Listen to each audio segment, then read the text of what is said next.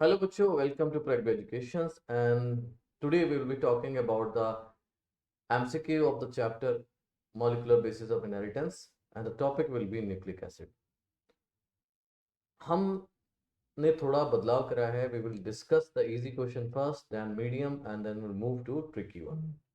ठीक है, पूरा कवर करके चलेंगे, आसान से आसान और मीडियम भी और ट्रिकी भी. ठीक है, तो पहला क्वेश्चन हम शुरू करते हैं. तो start with the easy one. यहाँ एक फिगर दिया है. इस फिगर में हमसे पूछ रहा है द फिगर गिवन, और हमसे पूछ रहा है कि what is indicated A in the figure. ये जो ए लिखा है इस फिगर में क्या है बच्चे? पहले तो ये फिगर किसका है? This is a figure of DNA, deoxy ribo nucleic acid. ठीक है, अब डीऑक्सी राइबो न्यूक्लिक एसिड में जो ये स्ट्रक्चर आपने देखा होगा, जो समझाया गया होगा आपको, तो इस तरीके से बनाया जाता है ये. ठीक, ये इस तरीके से इसको बनाते हैं. तो यही चीज जो है, ये जो अंदर बनाते हैं, ये क्या है बेटा? ये बेस पेयर्स है. ये है क्या? Base pairs. आपका डीएनए जो होता है, it is made up of nucleotides, है ना? डीएनए किसका बना होता है? न्यूक्लियोटाइड्स का. और न्यूक्लियोटाइड्स में क्या क्या होता है? पेंटोज शुगर, जिसका नाम है बेटा राइबोज. और मैं ये कहूं डीऑक्सी राइबोज, तो वो करेक्ट होगा बिल्कुल. दूसरा आपका नाइट्रोजनस बेसिस, और तीसरा आपका फॉस्फेट ग्रुप. ठीक है, तो इन सब चीजों से मिलके आपका डीएनए बना होता है. DNA is nothing but the polymer of nucleotide. ठीक, तो ये हमसे पूछ रहा है what is this in the ए. क्या है? तो ए आपका है बेटा बेस पेयर. ठीक है, अब नेक्स्ट उसमें चलते हैं. What is indicated be in the figure. Same figure की बात कर रहा है. ठीक है, अब पूछ रहा है कि बी क्या है. बी बेसिकली आपका है, this is nothing but sugar and phosphate. ये क्या है बेटा? Sugar plus phosphate. ठीक, शुगर और फॉस्फेट मिलके डीएनए का बैकबोन बनाते हैं. ठीक, जिसमें जो बेसिस हैं वो इनसाइड लगे होते हैं. एक थोड़ा सा एक डायग्राम बना के देख लेते हैं. ठीक, ये देखिए, ये मैंने बनाया बैकबोन ऑफ द डीएनए. ये जो चीज बनी है, this is made up of sugar plus phosphate. अब इन पे क्या होगा? The bases are projected inside. ये जो बेसिस हैं कहाँ लगे होंगे? इनसाइड. अब ऐसे ही दूसरा स्टैंड बना ले रहे हैं.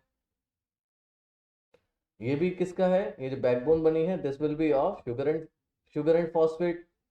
ठीक, अब इसमें भी क्या है? The bases are projected inside. ठीक है, जब ये दोनों इकट्ठे हो जाएंगे तो कैसे दिखेंगे? इस तरीके से, एक के ऊपर एक, है ना? Double standard, helical and right handed fashion. ठीक है, ये स्ट्रक्चर बनके तैयार हो जाता है. तो बी क्या हो जाएगा? B is nothing but the sugar backbone, phosphate backbone. तो आंसर हो गया हमारा both B and C. Next question. Which nucleic acid in some viruses can also act as a genetic material? कौन सा न्यूक्लिक एसिड कुछ virus में genetic material की तरह एक्ट कर सकता है? देखो बेटा, वायरसेस में हालांकि दोनों ही तरीके का जेनेटिक मटेरियल पाए जाते हैं. ठीक है, पर यहां पर पूछ रहा है कैन ऑल्सो में क्या हुआ कि ये भी सबको पता है कि DNA is the genetic material in almost all organism except few, like retrovirus. कैसे? रेट्रोवायरस में जैसे कि आपका एचआईवी होता है, इनमें क्या होता है? आपका RNA as a genetic material मिलता है. ठीक है, तो RNA can also act as a genetic material in some virus. Alright, mRNA आपका नॉन जेनेटिक है. TRNA is also a non genetic RNA, so they can not act as a genetic material. तो correct answer हो जाएगा आपका RNA. Third question और fourth question. The process of making RNA from DNA is termed as. RNA का बनना DNA से क्या कहलाता है? देखो, एक चीज है सेंट्रल डोग्मा, जो किसने प्रोपाउंड करा था? फ्रांसिस क्रिक ने। ठीक है, सेंट्रल डोग्मा। ठीक, सेंट्रल डोग्मा में क्या होता है ये बताते हैं कि डीएनए से जब डीएनए बनता है उसको हम लोग कहते हैं रेप्लिकेशन। ओके, और डीएनए से जब आरएनए बनता है उसको हम लोग बोलते हैं बेटा ट्रांसक्रिप्शन।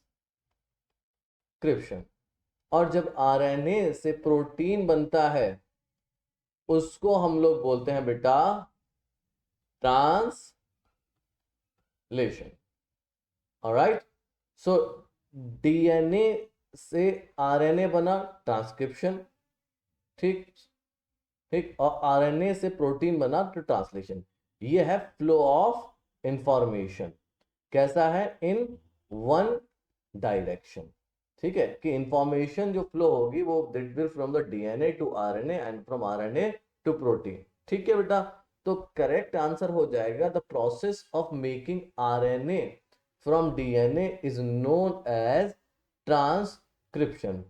कुछ वायरस होते हैं, ध्यान से सुनिएगा, कुछ वायरस होते हैं जिनमें आरएनए से क्या बनता है बेटा? डीएनए बनता है, यानी कि उल्टा जा रहे होते हैं। हम किस डायरेक्शन में जा रहा है? ये रिवर्स में। तो ये क्या कर रहा है यहाँ पे? Reverse transcription. Okay, in some viruses the information goes in reverse direction. पहले क्या बनेगा? आरएनए से डीएनए बनेगा। ठीक है, तो रिवर्स डायरेक्शन में जाने की वजह से हम इसको बोलते हैं रिवर्स ट्रांसक्रिप्शन। जब आरएनए से डीएनए बने तो रिवर्स ट्रांसक्रिप्शन। एग्जाम्पल इसका है एचआईवी। ये आपका देखा था किसने? टिमिन ने। तो इस फिनोमिना को टिमिनिज्म भी बोलते हैं। ऑलराइट, तो इस क्वेश्चन का तो आंसर हमारा हो गया ट्रांसक्रिप्शन। द जेनेटिक कोड क्या है? What is genetic code? Genetic code is a sequence of nucleotide on rRNA. rRNA cannot have a genetic code on himself. ठीक है, ये राइबोसोमल आरएनए होता है। ठीक है, it is found in the ribosome. ठीक है, and genetic code determine the sequence of amino acid in the protein. Yes, genetic code का काम ही ये होता है कि वो अमाइनो एसिड का सीक्वेंस बताए। Genetic code triplet of codon है, जैसे AUG that are present on the mRNA। किसमें प्रेजेंट होते हैं? mRNA पे प्रेजेंट होते हैं। ये ट्रिपलेट ऑफ कोडॉन है, AUG है, GUG है, UAG है। तो इनमें से 61 कोडॉन जो है, टोटल आपके 64 कोडॉन है। पहले बता दूं कितने कोडॉन्स होते हैं? 64 कोडॉन्स। ठीक, ये कोडॉन्स आपके मिलके क्या बनाते हैं? Genetic code. और out of the 64 codon, 61 codon code for amino acids. Alright, 61 codon code for amino acid and 3 codon do not code for any amino acid. Okay, however they stop translation. क्या काम करते हैं? कि translation को रोक देते हैं। ठीक है, इतनी बात समझ में आई? तो what is the role of the 61 codon? ये क्या करेंगे? सीक्वेंस बताएंगे। सपोज करें AUG कोई कोडॉन आपका पहले आया, तो जो ये अमाइनो एसिड बना रहा होगा, जैसे कि मान लीजिए ये बनाता है मिथियोनिन, तो पहला उस प्रोटीन की सिंथेसिस में कौन सा आ जाएगा? मिथियोनिन आ जाएगा। ठीक, दूसरा है GUG, तो GUG जिसको कोड करेगा, फॉर एग्जांपल ग्लूटामिक एसिड। ठीक है, या वैलिन, जो भी है जिसको भी ये कोड कर रहा है। ठीक है, तो वो अमाइनो एसिड आपका आ जाएगा। तो मेनली इस जेनेटिक कोड का काम क्या होता है? It will determine the sequence of amino acid in the protein, is universal in biological system. It is nearly universal. कैसा है? नियरली यूनिवर्सल है, मतलब कि कहीं ना कहीं इसमें एक्सेप्शन बनते हैं। कुछ माइटोकॉन्ड्रियल कोडॉन्स हैं और कुछ प्रोटोजोअन कोडॉन्स हैं। ये यहाँ पर क्या होता है, कुछ वेरिएशन मिलता है इन द जेनेटिक कोड, है ना। तो करेक्ट आंसर हमारा हो जाएगा B, it the genetic code determine the sequence of amino acid in the proteins. The process of protein synthesis in biological system is termed as, जो process है protein synthesis का biological system में, उसको क्या कहा जाता है। ठीक, तो प्रोटीन का बनना अभी हमने पीछे देखा था, वो क्या कहते हैं, प्रोटीन का बनना कहलाता है बच्चों ट्रांसलेशन। ओके, तो फॉर्मेशन ऑफ प्रोटीन किससे बनेगा, mRNA से बनेगा। mRNA से कौन बनता है बेटा, प्रोटीन बनता है, उसको हम लोग बोलते हैं ट्रांसलेशन। ठीक है, mRNA से प्रोसेस क्या हुआ, ट्रांसलेशन, और उससे क्या बनेगा बच्चे, प्रोटीन बनेगा। करेक्ट आंसर हो जाएगा आपका सी। फ्रेडरिक मिशर ने क्या करा था, identify DNA as an basic substance and name it nucleotide in 1896। नहीं, ये गलत है बेटा। Identify DNA as an acidic substance, यहां तक तो सही है, and named it nuclein in the 1896, date गलत हो गई, ये भी गलत हो गया। Identified DNA as an acidic substance, correct, and named it nuclein in 1869, ये बिल्कुल सही है। और एक और बात जोड़ लें, फ्रॉम पस सेल, पस सेल में देखा था मिशर ने और इसको नाम दिया था न्यूक्लिन। ओके, डीएनए क्या है, what is DNA, what is DNA, DNA is a polymer of, ठीक, किसका पॉलीमर है, DNA is a polymer of nucleotide, ribonucleotide, nucleosides और डीऑक्सी राइबोन्यूक्लियोटाइड।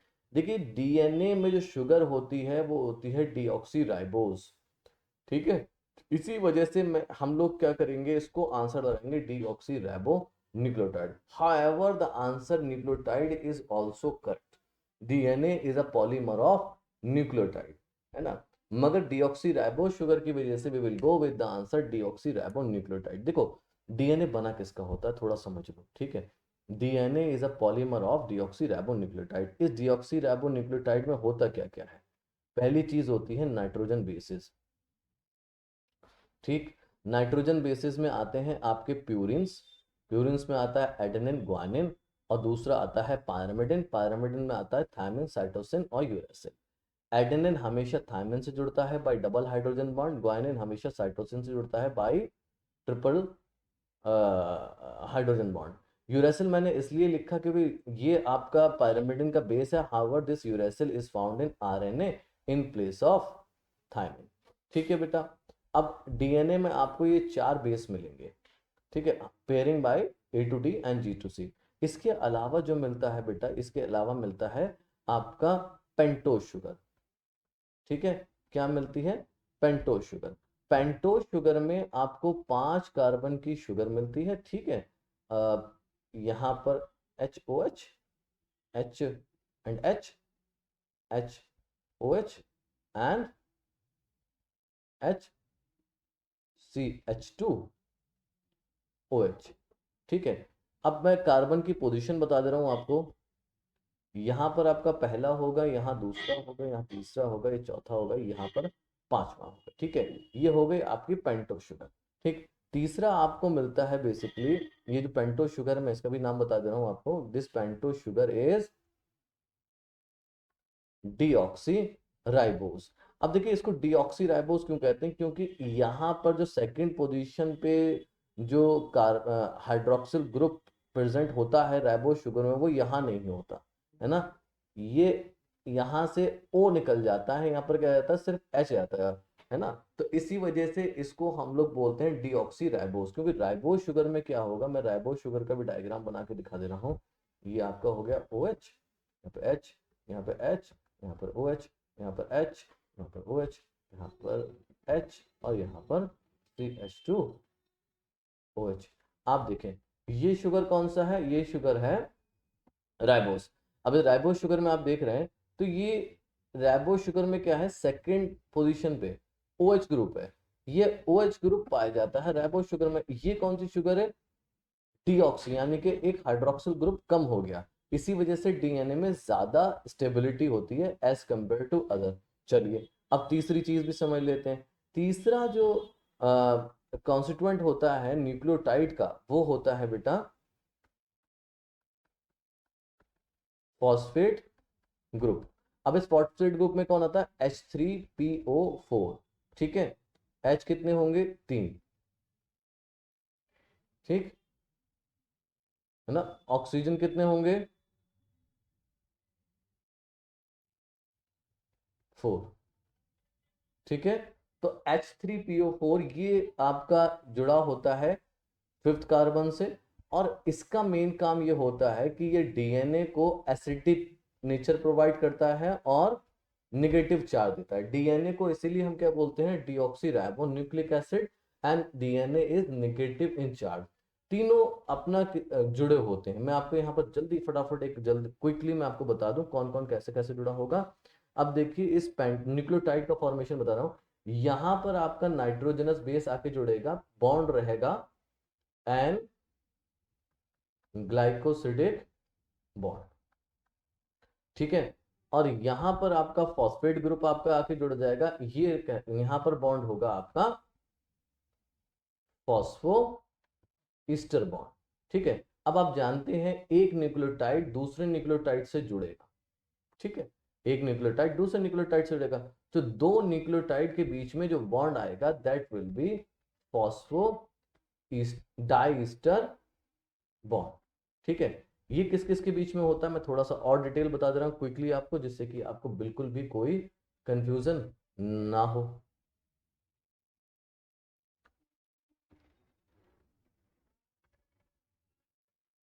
ये देखें आप, ये क्या बना दिया मैंने, एक और न्यूक्लियोटाइड बना दिया, ठीक है। यहाँ पर क्या जुड़ा है नाइट्रोजनस बेस, यहाँ पर क्या है H और H, यहाँ पर क्या है H और OH, यहाँ पर क्या है बेटा CH2, और यहाँ फॉस्फेट ग्रुप, ठीक है। अब क्या होगा इसके 3rd कार्बन इसके 5th कार्बन यानी कि OH और ये फॉस्फेट ग्रुप आपस में बॉन्ड बना लेंगे, ठीक है। तो यहाँ पर जो बॉन्ड होगा बिटवीन द टू न्यूक्लियोटाइड, एक न्यूक्लियोटाइड दूसरे न्यूक्लियोटाइड से जुड़ेगा, वो होगा आपका फॉस्फो डाइस्टर बॉन्ड, ठीक है। यहाँ पर बॉन्ड आएगा फॉस्फोडाइस्टर बॉन्ड, तो यहाँ पर दो बन गए, फिर ऐसे नीचे एक और जुड़ जाएगा।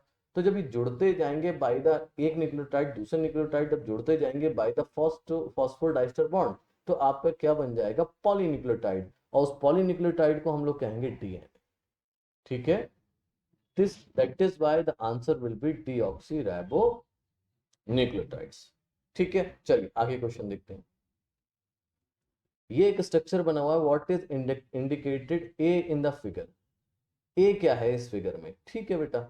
ये आप देख सकते हैं, ये अगर जुड़ा हुआ है यहाँ पर एडेनिन है थायमिन है ग्वानिन है साइटोसिन है, तो ये कौन सा कार्बन हो गया फर्स्ट, ये हो गया सेकंड, ये हो गया थर्ड, ठीक।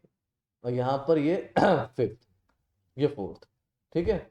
अब 5th कार्बन पे आप जानते हैं कौन सा ग्रुप लगा होगा हमेशा फॉस्फेट ग्रुप, ठीक है। 5th कार्बन पे कौन सा होता है फॉस्फेट ग्रुप, ठीक। क्लियर हुआ। अब यहां पर पूछा what is be in the figure, ठीक। बी क्या है, बी जो है आप यहां देखिए है बी, ठीक। अब first second third fourth and 5th, ठीक है।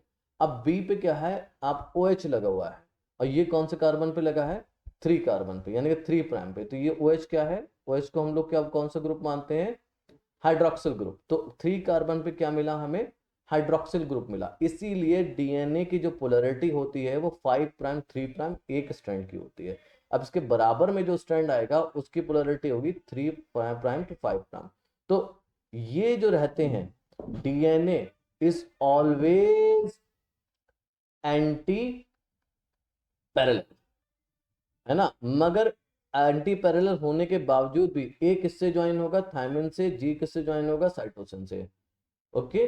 तो एंटी पैरेलल होगा और दूसरा कॉम्प्लीमेंट्री होंगे, ठीक है। तो 3 प्राइम एंड पे हमेशा हमें क्या मिलने वाला है हाइड्रोक्सिल ग्रुप। क्यों क्यों मिलता है, क्योंकि भाई जो लास्ट वाला होगा उससे कोई दूसरा न्यूक्लियोटाइड जुड़ा नहीं, और मैंने आपको पीछे बताया कि जो न्यूक्लियोटाइड जुड़ेगा वो हाइड्रोक्सिल ग्रुप से जुड़ेगा।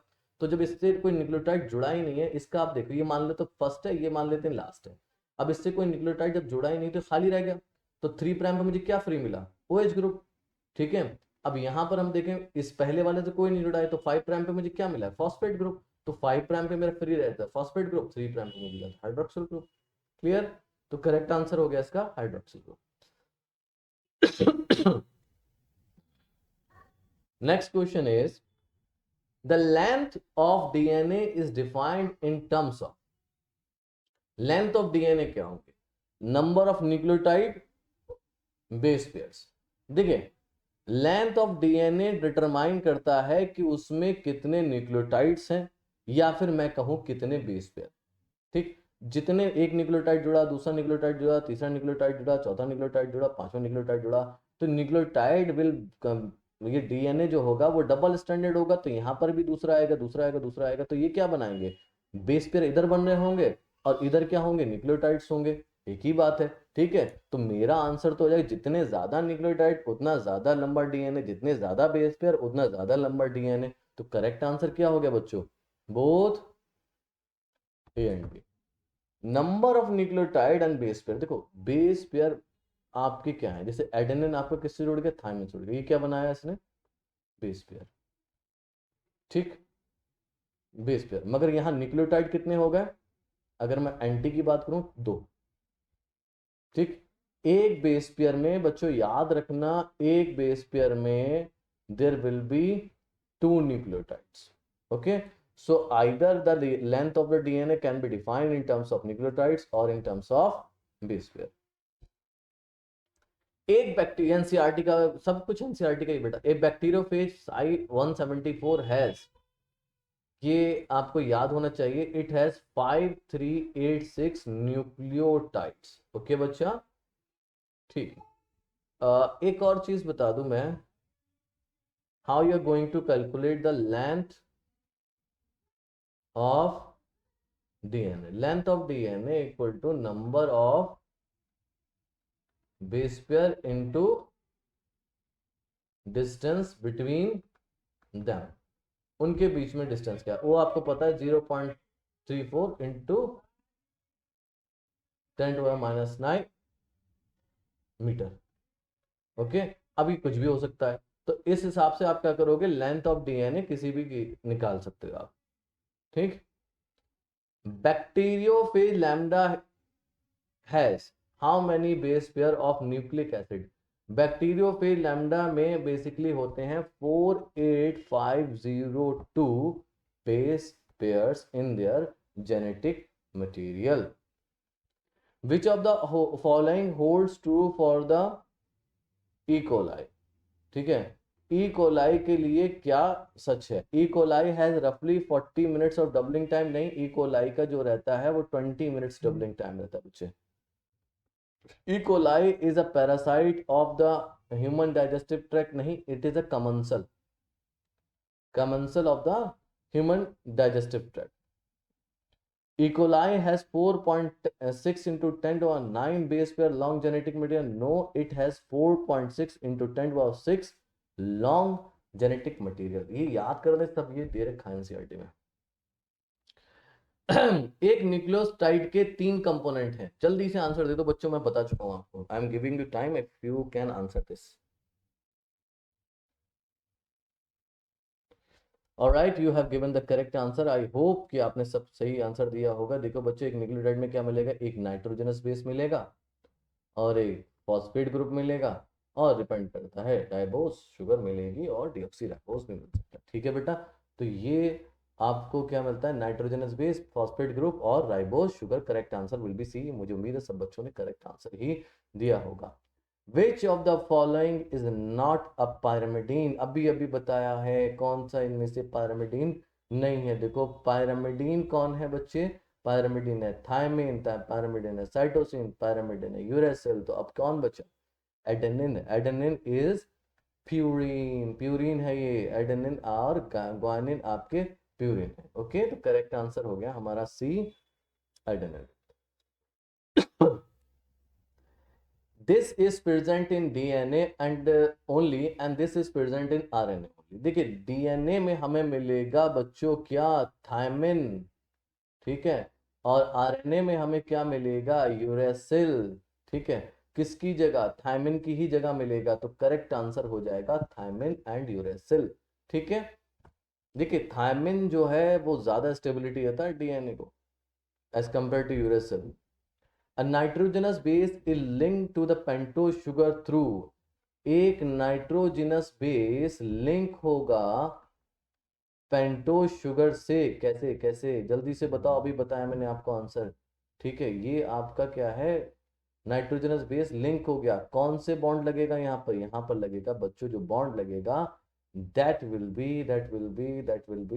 B this and glycosidic linkage, and glycosidic linkage लगेगा, तब आपका क्या बन जाएगा, ये nitrogenous base plus pentose sugar. इतने से स्ट्रक्चर को हम लोग बोलते हैं न्यूक्लियोसाइड।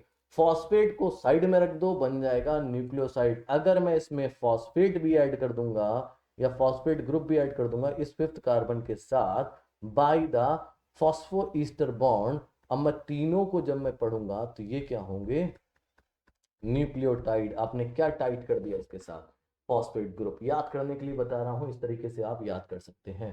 फॉस्फेट को साइड में कर दीजिए, हो जाएगा न्यूक्लियोसाइड, फॉस्फेट को टाइट कर दीजिए, हो जाएगा न्यूक्लियोटाइड। ठीक है। in the context of the genetic material in the context of the genetic material base plus sugar, अभी बताया मैंने नाइट्रोजनस बेस में अगर शुगर जोड़ोगे, किसको साइड में कर दिया हम लोगों ने, फॉस्फेट को, फॉस्फेट्स को बिल्कुल इग्नोर कर दिया है, तो आंसर हो गया हमारा न्यूक्लियोसाइड। ओके बेटा, तो nucleoside will be the answer for this question. ठीक है, in the context of the genetic material nucleotide consist of, क्या जोड़ना है, न्यूक्लियोटाइड कैसे बनेगा, जब हम न्यूक्लियोसाइड में क्या लगा दें, क्या लगा दें, न्यूक्लियोसाइड में फॉस्फेट लगा दें। ठीक है, तो nucleoside plus phosphate in result in the formation of nucleotide. Okay, हालांकि ये भी बात सही है, nitrogenous base, ribose sugar, phosphate group. ठीक है, ये भी लिखा हुआ है यहाँ पे, तो we will go with the answer both A and C. यहाँ तो हेक्सोस लिखा है, इस वजह से गलत हो गया। Uracil is associated with which sugar, uracil किसके साथ एसोसिएटेड है, जनरली डीऑक्सीराइबोज नहीं, डीऑक्सीराइबोज डीएनए की है, तो डीएनए में यूरेसिल पाया नहीं जाता। समटाइम राइबोज नहीं भाई, ऑलवेज राइबोज है, तो ये भी गलत हो गया। ठीक, ओनली राइबोज ये बिल्कुल करेक्ट है, क्योंकि राइबोज शुगर किस में मिलती है, आरएनए में मिलती है, और आरएनए में ही हमें क्या मिलता है, uracil in place of thymine, तो करेक्ट आंसर हो जाएगा uracil.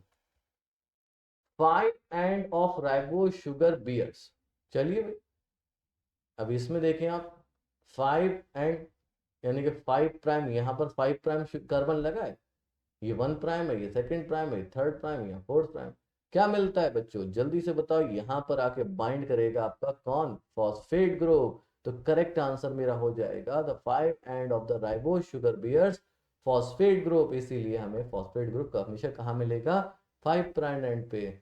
3 prime end of a polynucleotide chain bear, 3 prime end of a polynucleotide chain bear, ये फर्स्ट, ये सेकंड, ये थर्ड, ये फोर्थ, ये फिफ्थ। फिफ्थ में मैंने ऑटोमेटिकली क्या क्या लगा दिया बच्चे, फॉस्फेट ग्रुप। फर्स्ट पे क्या जुड़ जाता है, नाइट्रोजनस बेस, सेकंड पे आपका H और H रहता है, तो मतलब ही नहीं। यहाँ पर क्या होता है, H के साथ OH, और OH को हम लोग क्या बोलते हैं, 3 कार्बन पे जो प्रेजेंट है, आंसर हो गया hydroxyl group. The hydroxyl group is present at the 3 and of the polynucleotide chain.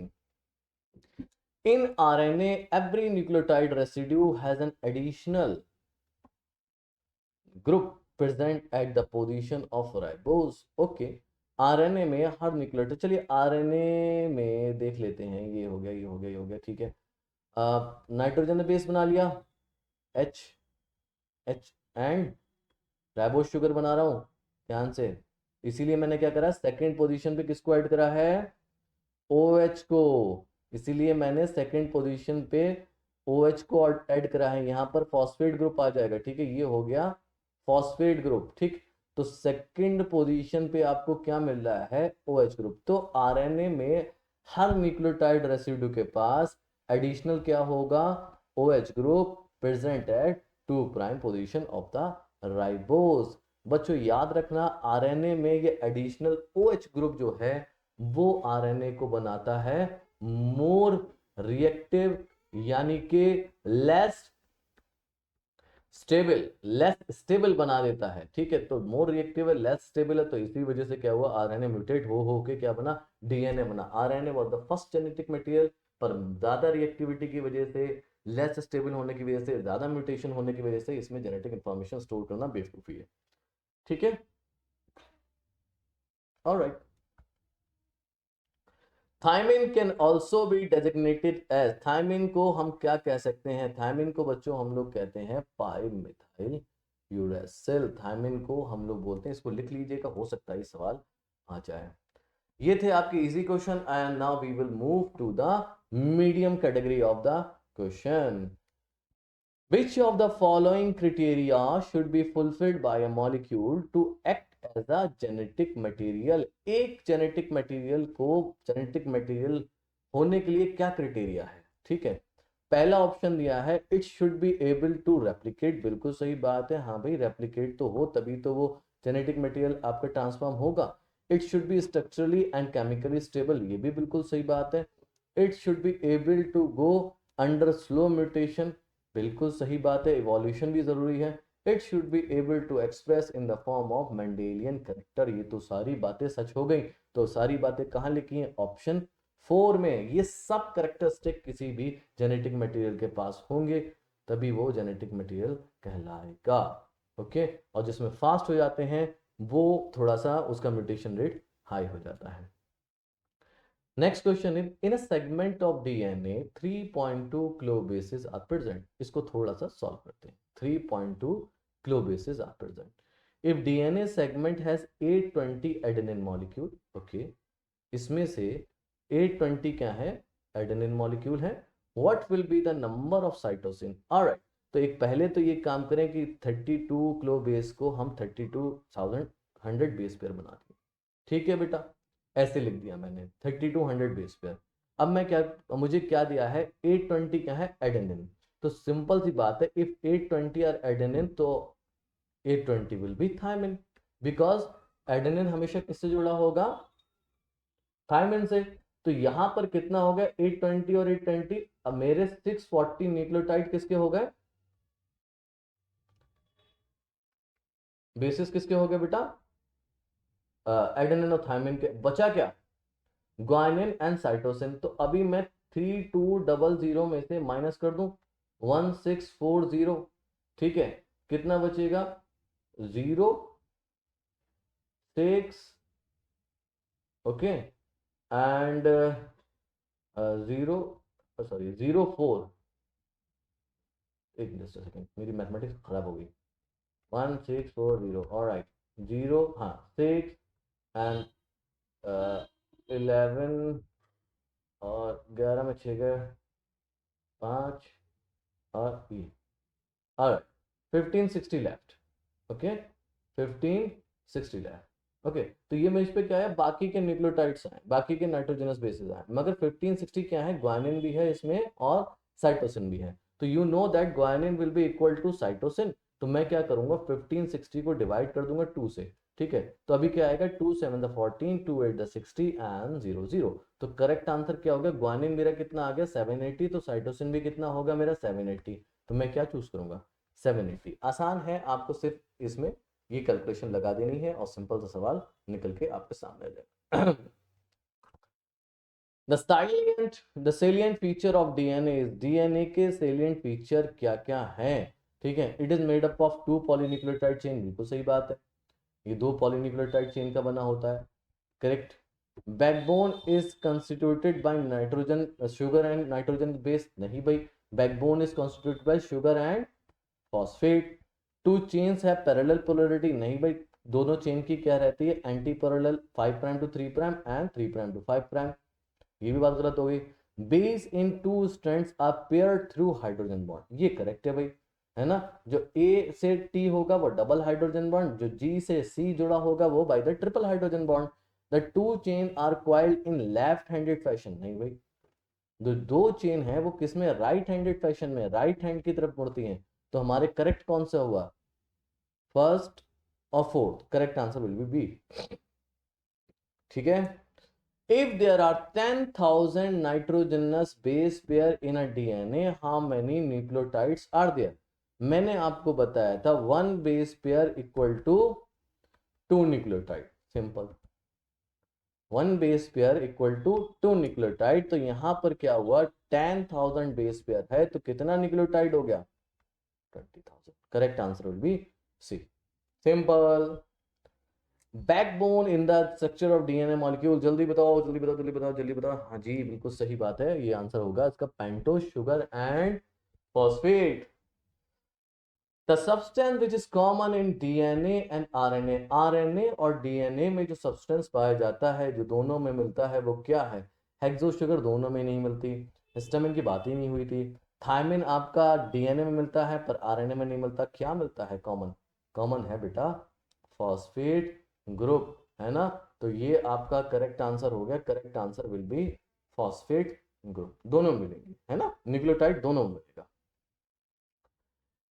Prokaryotic genetic system consist of, prokaryotic genetic system में क्या है, डीएनए एंड स्टोन, ये नहीं, ये यूकैरियोट का है। आरएनए एंड स्टोन ये तो है ही नहीं, आइदर डीएनए और स्टोन नहीं, डीएनए तो मिलेगा मिलेगा, ठीक, ये भी गलत हो गया, ये भी गलत हो गया। डीएनए बट नो स्टोन, जी, DNA with, DNA is packed with non histone protein and the compact structure is known as nucleoid और जीनोपोर। क्या बोलते हैं बेटा हम, न्यूक्लियोइड या genophore. Okay, the distance between the two nucleotide pairs of DNA is, अच्छा okay, the distance between the two nucleotide pair of DNA is, ये पूछ रहा है, ये जो डिस्टेंस है between the two nucleotide pair कितना बेटा, ये होता है 1 पिच ऑफ अ डीएनए। इसको हम लोग क्या कहते हैं, पिच ऑफ डीएनए। इस पिच ऑफ डीएनए में 10 बेस पेयर पाए जाते हैं। जो पिच ऑफ डीएनए है बेसिकली 3.4 नैनोमीटर की होती है, ठीक है। अब 10 बेस पेयर पाए जाते हैं, तो ये पूछ रहा है एक बेस पेयर में कितना डिस्टेंस होगा, तो 3.4 डिवाइडेड बाय 10 कितना हो गया, 0.34 नैनोमीटर। तो यहां पर 1 2 3 4 5, 1 2 3 4 5, तो ठीक है, तो आंसर हमारा हो जाएगा 0.34 nanometer. All right, the distance between the two nucleotide pairs of DNA is 0.34 nanometer. Chargaff rule is given है। चारग्राफ रूल क्या है? चारग्राफ ने क्या कहा, प्यूरिन पायरिमिडिन के बराबर है, adenine guanine equal to thymine cytosine. अच्छा, प्यूरिन ऑलमोस्ट इक्वल सा है, सिंबल कुछ है। Adenine plus uracil equal to G plus C, A plus T equal to G plus C is constant, ठीक है।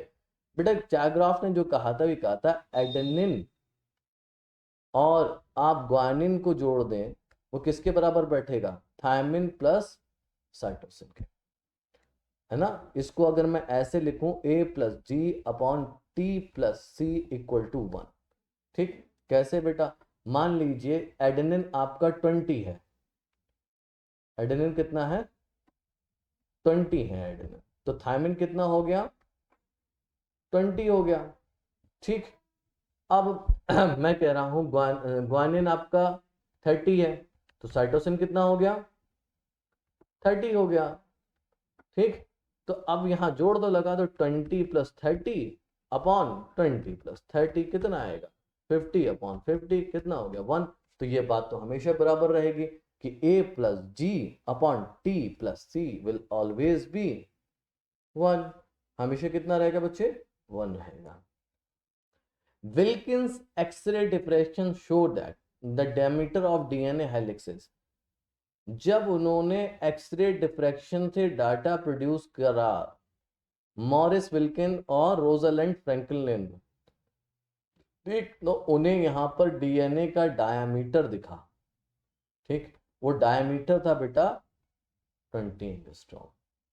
The diameter of a DNA helix is 20 angstrom. Okay, in the DNA of an animal the percentage of adenine is 30, then the percentage of guanine will be what. देखो बच्चे, adenine कितना दिया है इन्होंने 30, ठीक, guanine पूछ रहा है हमसे, तो एडेनिन आपका कितना हो जाएगा, ओ सॉरी थायमिन आपका कितना हो जाएगा 30। ये बात समझ में आई। हम लोग 100 मान के चल रहे हैं टोटल, ध्यान से आपको 100 में से निकालना है, ठीक। 30% ये हुआ तो 30% ये हो गया, टोटल परसेंटेज कितना हो गया एडेनिन और थायमिन 60%। इतना बात क्लियर हुई। बचा कितना 40%, 40% में से ग्वानिन और साइटोसिन निकालना, ठीक है। तो 40% है, तो 40% अगर ग्वानिन साइटोसिन है, ग्वानिन किसके बराबर होगा, साइटोसिन के। तो मैं क्या कर सकता हूं 40% बाई 2, ठीक, तो कितना आया मेरा 20%। तो ग्वानिन कितना हुआ 20%, साइटोसिन कितना हुआ 20%, ओके। तो टोटल कितना हो गया 40%, 60 प्लस 40 100%, ठीक है। इसको निकालने के लिए सिंपल है, बहुत तेजी से आप कर सकते हो, 50 में से माइनस कर दो, जो भी पूछ रहा है ना उसका माइनस कर दो आप 50 में से।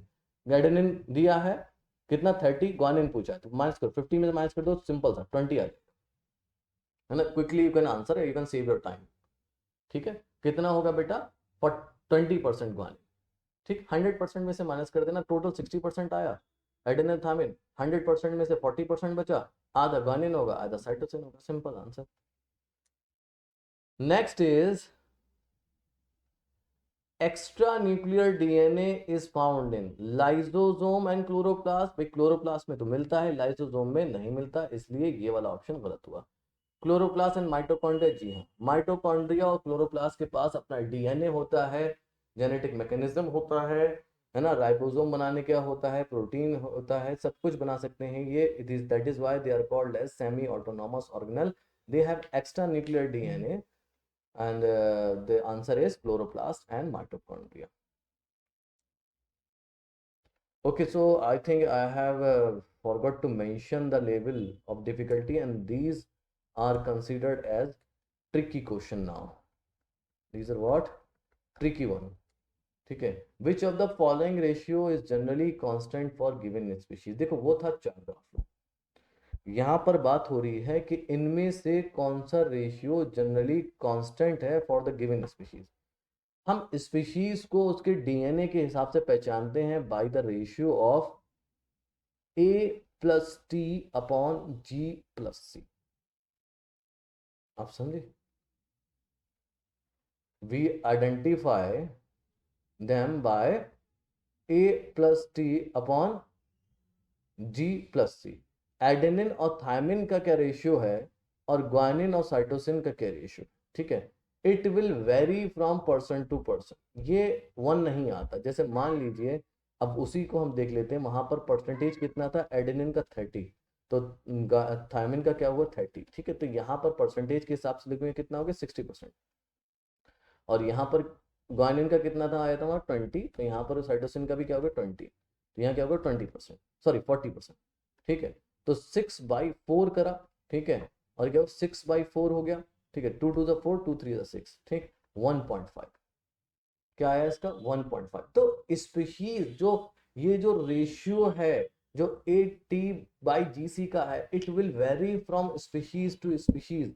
That is why we can identify that this DNA is of this species, human, dinosaur and anything, जो भी आप आइडेंटिफाई करें वो एक इनके कांस्टेंट होने की वजह से है। किसके कांस्टेंट होने की वजह से, G+C अपॉन A+T के, क्लियर। तो ये कांस्टेंट रहता है स्पीशीज टू स्पीशीज। ह्यूमन का अलग रहेगा। ह्यूमन के केसेस में if I am not wrong adenine and thymine is almost 29%, है ना। तो इस हिसाब से जो आपका ग्वानिन और साइटोसिन है ये आपके 21% हो जाते हैं, ओके। तो ये कांस्टेंट रहता है इन केस ऑफ स्पीशीज, और खास करके ह्यूमंस की बात करी जाती है। In base order another tricky question, मगर बहुत आसान है इसको सॉल्व करना। In base order in one chain of DNA is ATCGA, ठीक है। एक बेस में क्या है ATCGA लगा है, ठीक है, लगा लिया। How many number of H bond is found in the DNA duplex, कितने हाइड्रोजन बॉन्ड है, ठीक है भाई, कितने हाइड्रोजन बॉन्ड हो गए, बना लेते हैं, कॉम्प्लीमेंट्री बना लो। बहुत बहुत ही आसान क्वेश्चन है, दिखने में बस दिख रहा है। है ना। कॉम्प्लीमेंट्री ए किसके साथ जुड़ा होगा, टी के साथ, टी किसके साथ जुड़ा होगा, ए के साथ, सी किसके साथ जुड़ा होगा, जी के साथ, जी किसके साथ जुड़ा होगा, सी के साथ, ए किसके साथ जुड़ा होगा, टी के साथ। ये डबल, दो हाइड्रोजन बॉन्ड्स है, दो हाइड्रोजन बॉन्ड्स है, तीन हाइड्रोजन बॉन्ड्स है, तीन हाइड्रोजन बॉन्ड्स है, दो हाइड्रोजन बॉन्ड्स है, सबको जोड़ दो।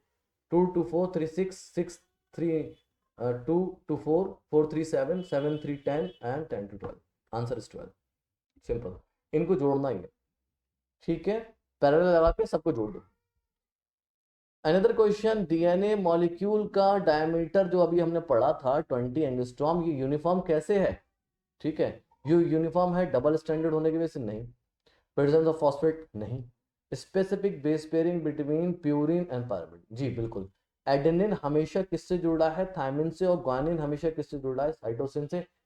ये क्या करते हैं, डीएनए को स्पेसिफिक डायमीटर देता है जिसका जिसका जो होता है करीब 20 एंगस्ट्रॉम। प्यूरिन प्यूरिन से कभी नहीं जुड़ता। ऑलराइट बच्चों, so that is for today, ये थे आपके न्यूक्लिक एसिड टॉपिक पे क्वेश्चंस, ठीक है। लास्ट में, बिल्कुल हम लास्ट में, जब हमारा लास्ट लेक्चर होगा इस चैप्टर का, तब हम देखेंगे previous year question. Next topic में हम लोग मिलेंगे आपसे search for genetic material as well as application के क्वेश्चंस के साथ। ले प्रोसेस वही रहेगा, पहले इजी करेंगे, फिर मीडियम करेंगे, फिर ट्रिकी करेंगे। I hope you like this lecture. If you like this lecture, please like and subscribe, and if you want to have a session with me, and you can click on the link given below, and if you want to solve problem like this, you can download the app. The link of the app is also given below. Till then, bye bye, take care.